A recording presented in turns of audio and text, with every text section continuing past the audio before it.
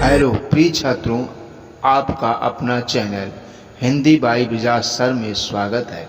मेरे प्रिय छात्रों, आज हम पढ़ेंगे कक्षा 12 के हिंदी काव्य खंड में संकलित शीर्षक यमुना छवि के अंतर्गत पदों की व्याख्या, जो भारतेंदु हरिश्चंद्र द्वारा रचित है। आइए अब हम यमुना छवि के पदों को पढ़ते हैं। तरंग तनुजा तट तमाल तरवर बहु छाए, झुके कूल सो जल पर सन हित मनहु सुहाए। कीधौ मुकुर मैं लखत उझक सब निज निज शोभा, कै प्रणवत जल जानि परम पावन फल लोभा। मनु आतप वारन तीर कौ सिमिट सबय छाए रह, के हरि सेवा हित नय रहे निरख नयन मन सुख लहत। तरन तनुजा तट तमाल तरवर बहु छाए, झुके कूल सौ जल परसन हित मनहु सुहाए। कवि कह रहे हैं कि यमुना नदी के किनारे तमाल के कई सुंदर वृक्ष छाए हुए हैं। उनकी डालियां किनारे की ओर झुकी हुई हैं, जिन्हें देखकर ऐसा लगता है मानो वे यमुना के पवित्र जल का स्पर्श करना चाहते हों। कीधौ मुकुरमय लखत उझकी सब निज निज शोभा, अकय प्रणवत जल जानि परम पावन फल लोभा।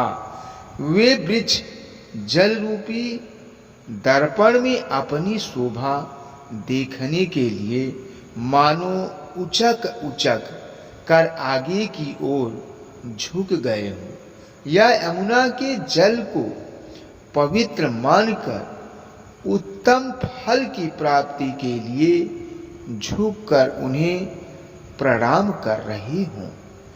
मनु आतप वारन तीर कौ सिमट सबय छाए रह, के हरि सेवा हित न रहे निरख नयन मन सुख लहर।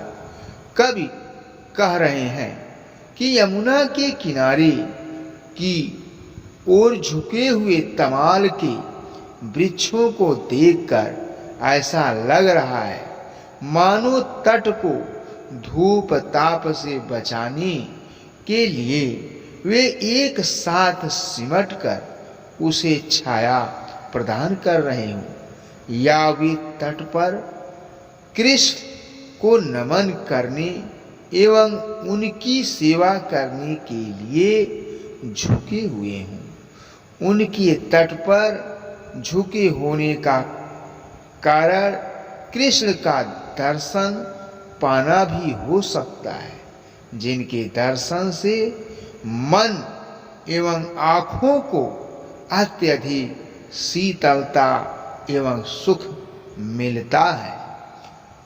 तीन पै जहि छिन चंद ज्योति राका निसी आवत, जल मैं मिलकै नभ अवनी लौ तान तनावती।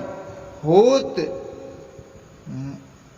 मुकुरमय सर्व तबै उज्ज्वल इक ओभा, तन मन नयन जुड़ात देखी सुंदर सो शोभा। सो को कवि जो छवि कही सकैता, छन यमुना तीर की मिल अवनी और अंबर रह, छव इक सी नभ तीर की। तीन पह जहि छिन चंद जो राका निसियावती, अजलमय मिलकै नभ अवनी लौ तान तनावती। कवि कह रहे हैं कि पूर्णिमा के चांद की किरणें जिस क्षण यमुना के जल पर पड़ती है तो उन्हें देखकर ऐसा लगता है मानो एक किरणें यमुना के जल में मिलकर पृथ्वी से आकाश तक एक तंबू सा तान देती है। होत मुकुरमय सर्वतवय उज्ज्वल इक ओभा, अतन मन नयन जुड़ात देखी सुंदर सो शोभा। उस समय इन किरणों का उज्ज्वलमय प्रकाश दर्पण के समान प्रतीत होता है। यमुना की इस अनुपम सुंदरता को देखकर तन मन एवं आंखें शीतलता एवं सुख का अनुभव करती हैं। सो को कवि जो छवि कही सकें ता छने जमुना नीर की, मिल अवनी और अंबर रहा छवि एक सी नभ तीर की। यमुना जल की इस सुंदरता का वर्णन कोई कवि नहीं कर सकता है। ऐसे समय में पूर्णिमा के चांद की किरणों से आकाश और नदी के किनारों की सुंदरता आकाश से पृथ्वी तक जैसे एक समान ही दिखाई पड़ती है। परत चंद्र प्रतिबिंब कहूं जल मधि चमकायो, लोल लहर लही नचत कबहूं सोई मन भायो। मनु हरि दर्शन हेत चंद्र जल वसत सुहायो, कै तरंग कर मुकुर लिए शोभित छवि छायो। कै रास रमन मैं हरि मुकुट आभा जल दिखरात है। कै जल उर हरि मूरति बसत ता प्रतिबिंब लखात है। परत चंद्र प्रतिबिंब कहो जल मधि चमकायो, अलोल लहर लही नचत कबहूं सोई मन भायो।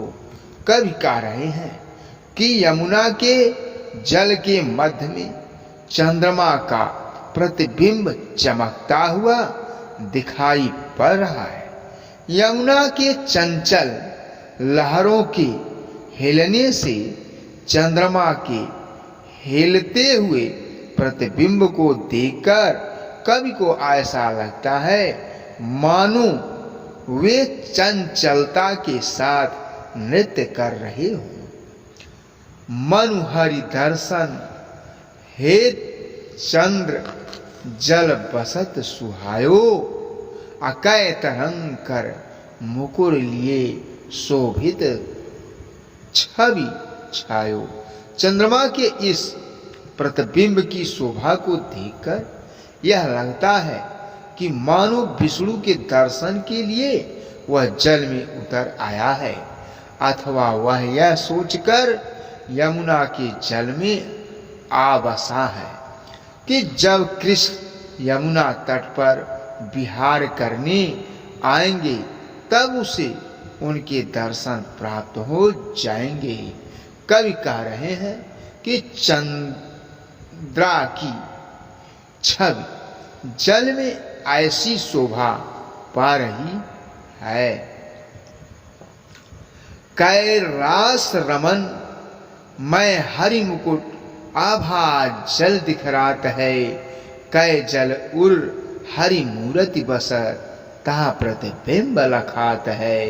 जैसे यमुना की लहरें अपने हाथ में चंद्रमा का प्रतिबिंब रूपी दर्पण लिए हो अथवा रास क्रीड़ा में रमे हुए श्री कृष्ण के मुकुट की आभा ही इस चंद्रमा के प्रतिबिंब के रूप में यमुना के जल में प्रतिबिंबित हो रही हो। कवि चंद्रमा के प्रतिबिंब को देखकर कल्पना कर रहे हैं कि यह भी हो सकता है कि यमुना के हृदय में चंद्रमा के रूप में कांतिमान भगवान श्री कृष्ण की छवि बसी हुई है एवं यह प्रतिबिंब उन्हीं का है।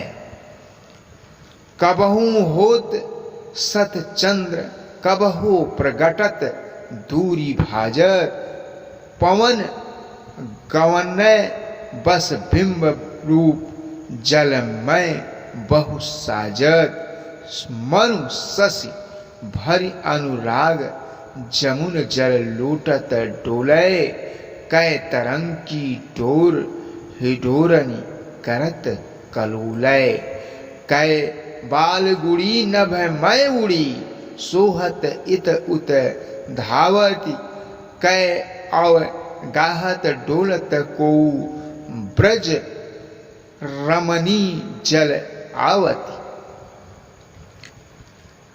कबहू होत सतचंद कबहू प्रगटत धूरी भाजत अपवन गवनय बस बिंब रूप जलमय बहु साजत। चांदनी रात में हवा के चलने से जब यमुना का जल हिलने लगता है तब उस जल में चंद्रमा का प्रतिबिंब अनेक रूपों में सुशोभित होने लगता है। यमुना के हिलते हुए जल में लहरें भी हिलती हैं। उन लहरों में कभी कभी कवि को 100 चंद्रमा के प्रतिबिंब दिखाई पड़ते हैं जो अनेक रूपों में सुशोभित होते हैं। कभी जल चंचल लहरों के साथ दूर चले जाने से चंद्रमा का प्रतिबिंब अदृश्य हो जाता है। मनु शशि भरी अनुराग जमुन जल लूटत डोलय कै तरंग की डोर हिडोरनी करत कलोलय। कवि के कहने का तात्पर्य यह है कि प्रतिबिंब लहरों के साथ उनसे दूर चला जाता है। कभी वह कवि के सामने प्रकट हो जाता है, कभी दूर जाती लहरों के साथ छिपकर दूर भाग जाता है। हवा के कारण लहरों में हिलते हुए चंद्रमा के प्रतिबिंब को देखकर ऐसा प्रतीत होता है मानो चंद्रमा प्रेम से परिपूर्ण होकर यमुना जल में डोलता फिर रहा। तो कभी ऐसा लगता है मानो चंद्रमा यमुना की लहर रूपी डोरी को पकड़कर जल के झूले में झूलता हुआ आनंद क्रीड़ा कर रहा हो। कै बाल गुड़ी नभ मय उड़ी सोहत इत उत धावती कै अवगाहत डोलत को अब्रज रमणी जल आवती। लहरों के साथ इधर उधर हिलते हुए प्रतिबिंब को देखकर कवि को ऐसा प्रतीत होता है जैसे किसी बच्चे के हाथ उड़ाई गई पतंग आकाश में इधर उधर उड़ती हुई सुशोभित हो रही हो, या फिर कोई ब्रज युवती जल विहार करती हुई चली आ रही हो।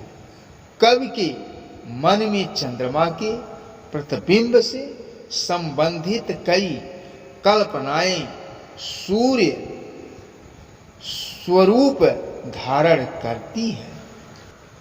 मनुजुग पक्ष प्रत्यक्ष हो मिट जात जमुन जल कै तारागन ठगन लुकत प्रगटत शशि अविकल कै कालिंदी नीर तरंग जीतो उपजावत तितनो ही धरि रूप मिलन हित तासो धावत कै बहुत रजत चकई चलत कै फुहार जल उछरत, कै निशिपत मल अनेक विधि, उठ बैठत कसरत करत। मनुजुग पक्ष प्रत्यक्ष हो, मिट जात जमुन जल, कै तारा गण ठगन लुकत, प्रकटत शशि अविकल। कवि कह रहे हैं कि यमुना के जल में कभी तो चंद्रमा का प्रतिबिंब दिखाई देता है एवं कभी अदृश्य हो जाता है, अर्थात दिखाई नहीं देता। पर देखकर कवि को ऐसा लगता है मानो दोनों पक्ष कृष्ण एवं सुख प्रत्यक्ष रूप का के जल में मिल गए हों।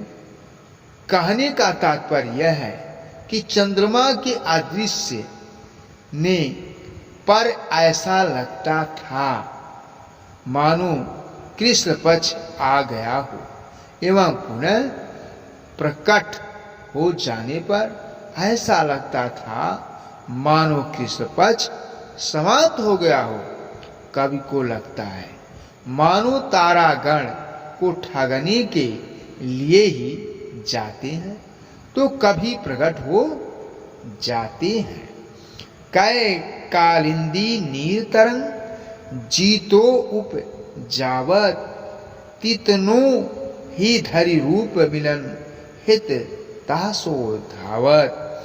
मानो यमुना को ठगने के लिए ही चंद्रमा कभी छिप जाता है, तरंगे उत्पन्न होती है, चंद्रमा उतने ही रूप धारण करके उन तरंगों से मिलने के लिए उत्साहित होकर दौड़ता रहता है। कै बहुत रजत चकई चलत, कै फुहार जल उछरत, कै निष्पति मल अनेक विधि, उठ बैठत कसरत कर।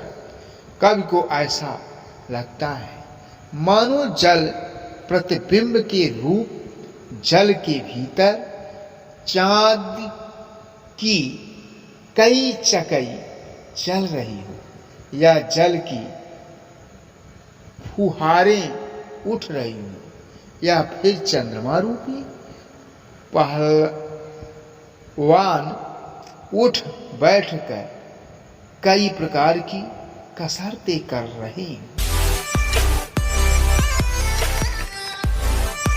कूजत कहु कलहंस, कहु मंचत परावत, कहु कारंडौ उड़त, कहु जल कुकुट धावत, चक्रवाक कहु बसत, कहु वक ध्यान लगावत, सुख पिक जल कहु पियत, कहु भ्रम रावली गावती, कहु तट पर नाचत मोर, बहु रोर विविध पक्षी करत, जन पान निहान करि सुख भरी, तट शोभा सब जिय धरत।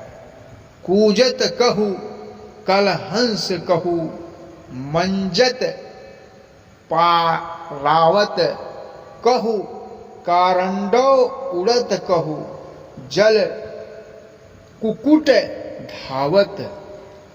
कवि कह रहे हैं कि यमुना के जल में कूजते हुए राजहंस इधर उधर विहार कर रहे हैं, तो कहीं कबूतरों का समूह स्नान कर रहा है, तो कहीं बत्तख उड़ते हुए दिखाई पड़ती हैं और कहीं जल मुर्गियां दौड़ती हुई दिखाई पड़ती है।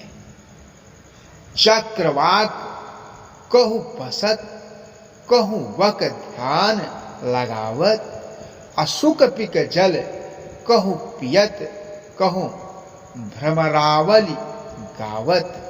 यमुना के जल में कहीं चकवा चकवी की जोड़ियां जल विहार करते हुए दिखाई पड़ते हैं, तो कहीं बगुले मछलियां पकड़ने के लिए ध्यान मग्न दिखाई पड़ते हैं। कहीं तोते और कोयल यमुना का जल पान कर रहे हैं, तो कहीं भंवरों की पंक्तियां यमुना के जल में खिले हुए कमलों पर गुनगुनाते हुए गा रही हैं।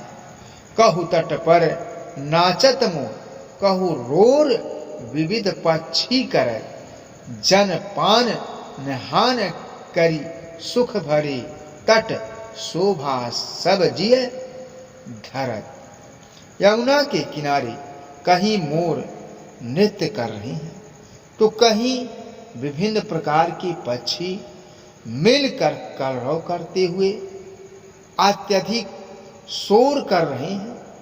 कवि कह रहे हैं कि इस प्रकार विभिन्न प्रकार के पक्षी यमुना के जल का पान एवं उसमें स्नान तथा विहार करते हुए सब प्रकार का सुख पाते हुए यमुना तट की शोभा बढ़ा रहे हैं। कवि भारतेंदु हरिश्चंद्र यह कह रहे हैं कि यमुना के तट की एवं स्वयं उनकी शोभा को उन्होंने अपने हृदय में अच्छी तरह धारण कर लिया है। अब यह पाठ आज समाप्त होता है। जय हिंद, जय भारत।